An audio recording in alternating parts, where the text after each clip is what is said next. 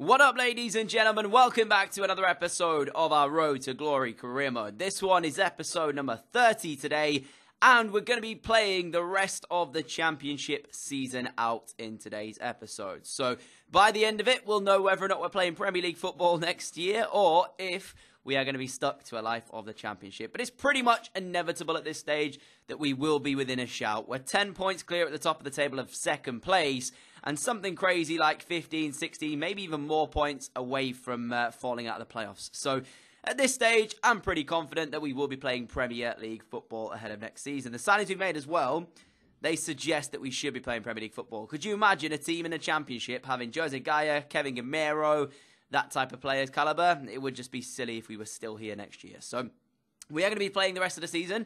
We have 14 games to go. Of course, I'm not going to be playing all 14 of those. I will play a fair few in this episode, but it will not be, obviously, all 14 played. We are going to have to sim a few.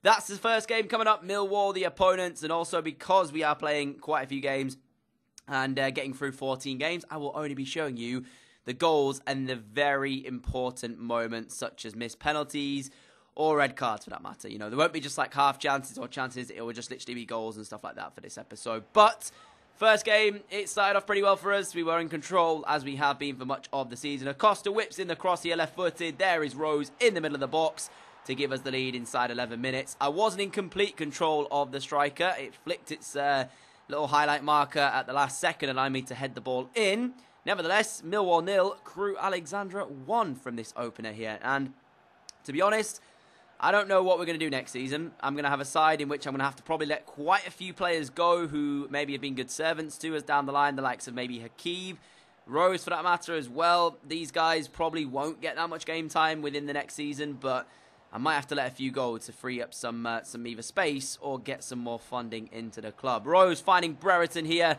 Great turn of his man. He gets inside, hits it right foot, top corner. Our top scorer is never going to miss that one. It's 2-0 Crewe, and they are heading for another 3 points on the board. But as I was saying, like the likes of Rose come to mind, and of course Hakeem as well.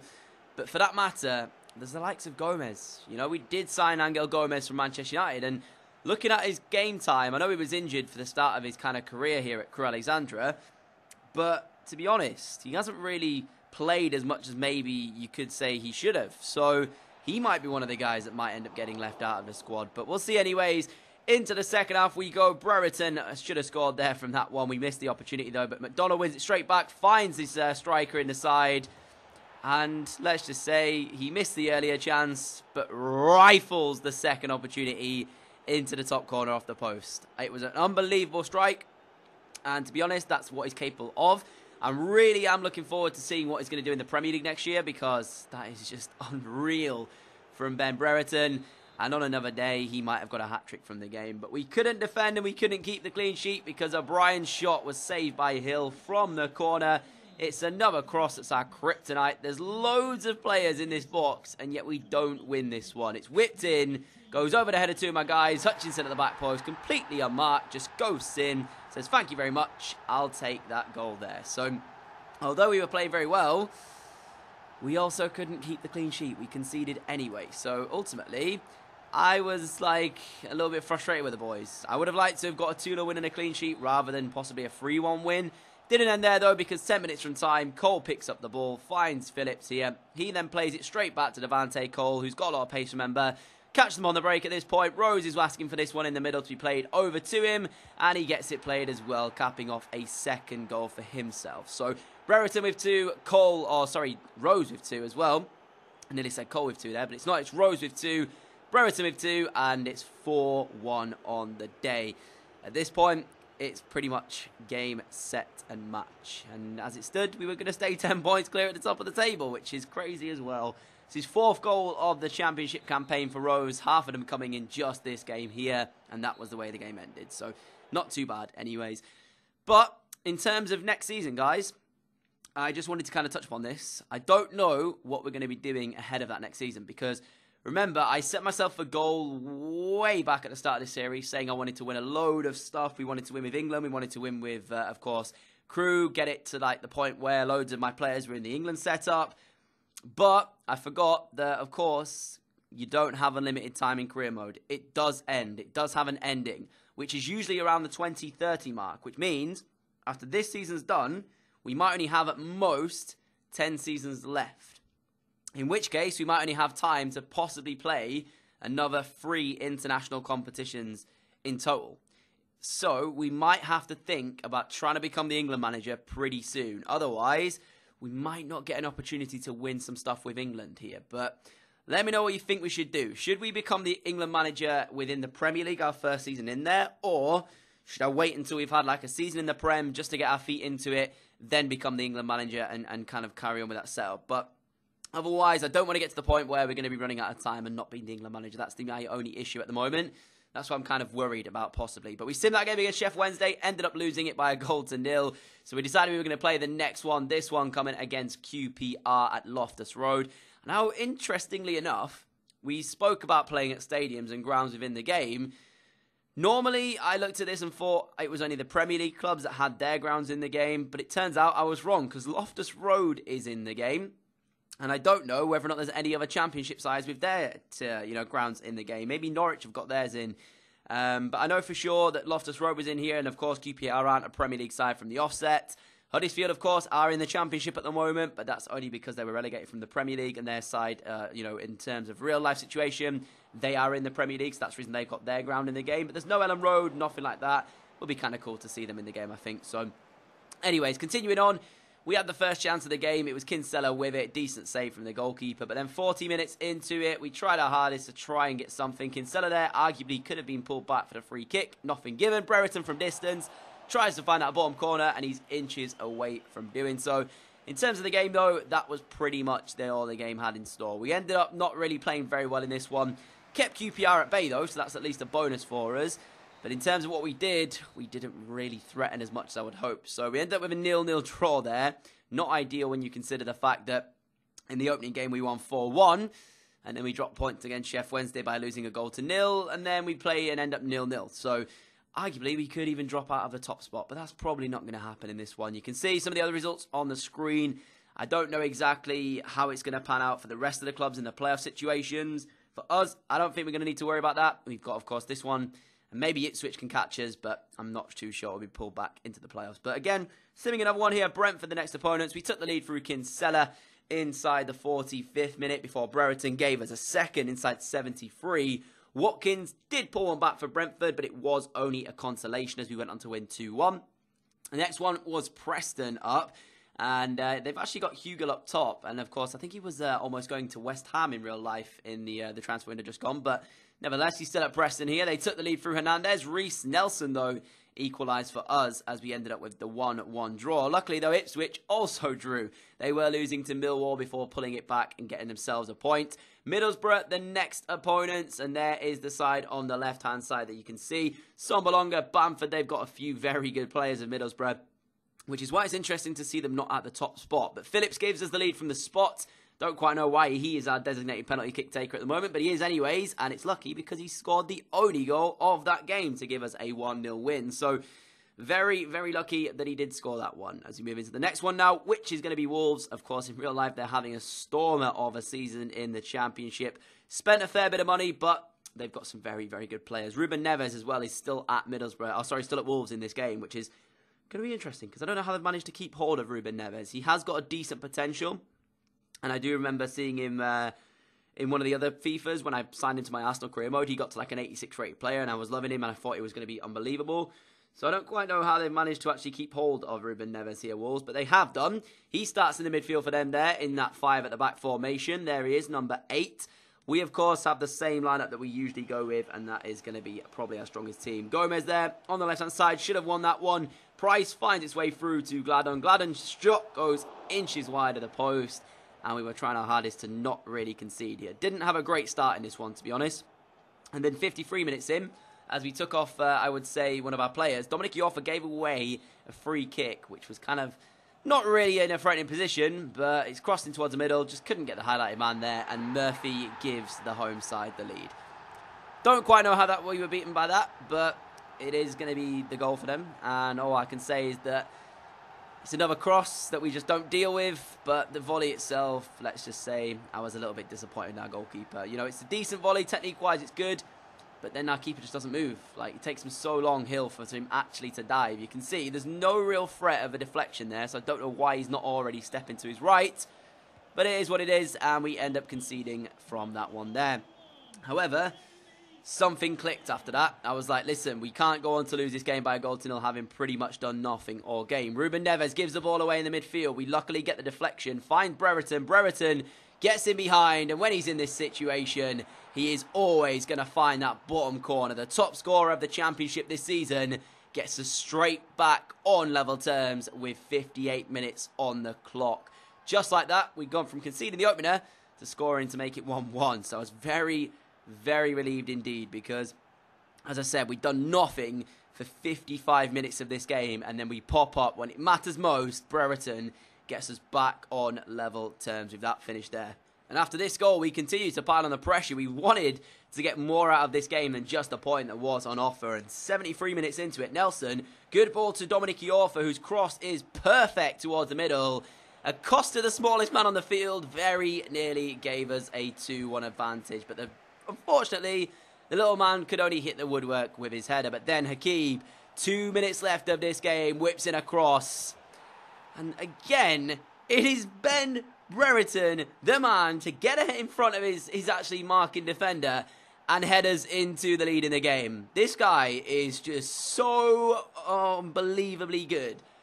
I genuinely do not know what we are going to be able to do in order to keep him next year, because that's his 26th league goal of the campaign, and he just scores so many important goals for us that I have a genuine feeling that we're going to get so many offers in for him when we hit the Premier League next year. I'm not looking forward to trying to keep hold of him because of the simple fact that I just don't think we're going to be able to do so. You know, if some of the better teams in the world come calling for you, you have to take that opportunity. And Ben Brereton certainly is good enough to be playing at a very good squad. So I wouldn't say our squad is bad by any stretch of the imagination, but we're not exactly going to be able to win that many trophies in our first season in the Premier League. So chances are he might well leave the club, in which case I won't let him go for anything less than probably 25 million quid. That's at least, I would say, he's worth at the moment. 26 goals in the championship so far. It's crazy. It really is crazy. After that, we decided to sim the next one. Aston Villa, the opponents for this one. They took the lead, but again, that man on your screen, Ben Brereton, equalises to give us a single point from this game. Sensational stuff from him. Then we move into the next one, Oxford United, the next opponents. Again, I was looking forward to this. Of course, I was just trying to get through and basically make sure that we were going to be going through as group winners, as title winners, to the Premier League. End up conceding, but again, we come back with another reply. Reece Nelson this time to give us the point in this one as well. I decided after that I looked at the table and I was like, we are mathematically nearly secure as title winners. So, of course, if you don't know, they changed it this year. It's not the final game of the season that you get to lift the trophy in. It's when you're mathematically secure as champions. In which case, if we won this one here and Ipswich didn't get the right result in their game, it meant that we would be title winners and we would go through to the Premier League as title winners. So I decided to play this one here in this one and just see what was going to happen. You can see we're 12 points ahead of Ipswich now. So if we win this one, as I said, there'd be 4 games to go, and even if Ipswich won their game, we'd still be 12 points. So I'd only have to play one more, but of course that's requiring Ipswich to actually win. Stroke of half-time in this one. Birmingham did well in the first half to keep us quiet, but Cole found its way through to Brereton, whose shot is well saved by the goalkeeper. Tempted clearance, not ideal. It finds its way back to Brereton, wins the knockdown to Cole, and we take the lead on the stroke of half-time. Remember, we still have to win this game to be title winners. And, of course, then hope that Ipswich drop some points. But we still have a job to do as well. We can't rely just on Ipswich. We still have to win this one as well. Good work, though, from Brereton. Never gave up on this one, winning the flick down to Cole, whose strike did get saved by the keeper, but he couldn't get a strong enough hand away to push it out of the goal instead. So, took the lead, and we were looking pretty confident moving into the second half when Cole found its way through to Acosta. Acosta found his teammate Ben. Ben out wide to Hakeem. Back to Ben. It's simple stuff for the young Englishman up top, and he gives us a 2-0 advantage, doing the celebration as well. Acosta and Cole fall to the ground, and that is pretty much going to be game, set, and match. The fans knew what this meant. Of course, I wasn't sure with the Ipswich result how it was going over there, so I didn't know exactly whether or not we would be champions after this game. But for the fan celebration, of course, they know that the right result means that their club is going to be heading to the Premier League, and it was just unbelievable stuff. So a 2-0 win. The fans go crazy because Ipswich dropped points in their game, which means Crewe Alexandra are going to be playing Premier League football for next season. Not only that, they're going to be playing Premier League football as championship winners. In 3 seasons, they've gone from League 2 to the Premier League, and they have a really strong chance, I would say, at trying to stay up next season. The squad is going to be good. We've got Jose Gaya coming in, Kevin Gamero coming in. Plus, on top of that, we've got so many youth players in the form of Phillips there. We've got Eastwood as well, signed to the club. We've got Brereton scoring for fun. Cons has been here for a while as well. It's going to be tough next season, trying to stay up, but I'm looking forward to seeing if we can do it, and of course how we'll kind of progress from there on. But for now, let's enjoy this triumph. There is the trophy that we will get to lift. The boys very happy with themselves, of course, and all this means now is that we can relax. We know we're playing Premier League football. Consta with a man to lift this one. And there it is. Brereton, the top scorer, stood next to him as well. He deserves a lot of credit for this season. 27 or 28 league goals so far for the campaign is just sensational. And now, of course, because we are champions, it means we don't have to play the final 4 games of the season. So we will be going ahead and simming those ones. You can see there, confirmation, Ipswich losing to Nottingham Forest 3-1 means it's now mathematically impossible for them to catch us at the top of the table. So very happy indeed with that one. 4 more games to go. As I said, not really needing to win these ones, so we're going to go ahead and sim it. Nottingham Forest are one of the actual teams who've got to go left, who just beat Ipswich actually. So this one might not go ideally. Brereton against his former club. We'll see if he can score again. He was instrumental in the last time he played against Forest. McKay gave them the lead, but Phillips again from the spot gives us back into the game at 1-1. Phillips then gets another penalty, which he scores again. Seems like he should be our designated penalty kick taker, because in the end, his 2 penalties made the difference in the game. We got the victory, even though we didn't need it. Continuing on, though, it was Ipswich. The next ones, of course, now it's mathematically impossible for them. They're only playing for pride at this point and trying to get themselves out in an automatic promotion spot. We're literally just playing to enjoy the rest of the season. We end up losing this one, I do believe, by a 1-0. Brereton getting sent off in this one. Not ideal when your top scorer is not going to be featuring for another game here, but it happens. Huddersfield, the next one to play against this promoted Crewe side. Again, we're at home. We should have the advantage here. They've got still a decent side of Huddersfield, actually. I'm surprised we don't see them higher up, maybe in the top 3, top 2, possibly. But as it stood, we ended up going 1-0 down. Scala with a finish, but Acosta gave us back an advantage, and we've ended up getting a point from it. With the final league game to play, just to make sure that everything was set in stone, Sheffield United against Crewe. Result is irrelevant, but I don't actually know who came up with us. I forgot to check. So I guess next episode, I'm going to have to go ahead and check who actually came up with us, because I don't think I showed you a league table. Anyways, there it is. So Ipswich were the side to get promoted with us. We finished on 93 points, Ipswich on 81. However, for the playoffs, we don't actually know who came up with them, so we'll have to check that out next episode. I forgot to actually show you the full league table. I don't know why I didn't. Normally I do, but I must have just messed up with that. Brentford, there it is, because they're in there. Brentford came up with us, so they're also in the league. So Ipswich, Crewe, and Brentford are the teams promoted to the Premier League for this upcoming season. I will show you the squad we currently have as well. Going into that one, we'll be able to see all the players that have joined up with us. You can see the pre-contract arrivals. Kevin Gamero, Tosholaba, or Aaron, as we're going to call him as well. Jose Gaya, Aidan Flint, all joining up. We also have £8.7 million plus 40k a week to go with. But, as you know, I've been trying to sign Donis for quite a while. So, if Brereton does leave the club, Donis will be probably the man to replace him if we need to get him. But I still want to try and make Donis happen, even without having to sell maybe Ben Brereton. We'll see anyways what's going to happen. We might not even get any offers in for them. We'll have to wait and see. But anyways, guys, thank you for watching this episode. If you are excited for the Premier League season, it's going to be quite tough, this one, to keep us up in the division. But I'm looking forward to the challenge as well. Hit that like rating. As always, guys, thank you for your continued support on the channel. Really appreciate it. If you haven't already, hit that subscribe button. Also, make sure you've got the notifications activated so you'll never miss an upload on the channel. That'll be it for today's videos, but I'm hoping to get another one out to you for 4 PM tomorrow, guys, on the Monday. However, I am going to be going out tonight, of course, because Arsenal are playing in the Carabao Cup against Man City, so I'll be going to watch that first. then I am going to be at work pretty much all day tomorrow. So if I can't get it done tonight, then unfortunately it might not come out. But anyways, it is on track. We'll see if it is going to come out anyways. Hopefully see you all again at 4 PM tomorrow for yet another video. Catch you all then, guys. Adios.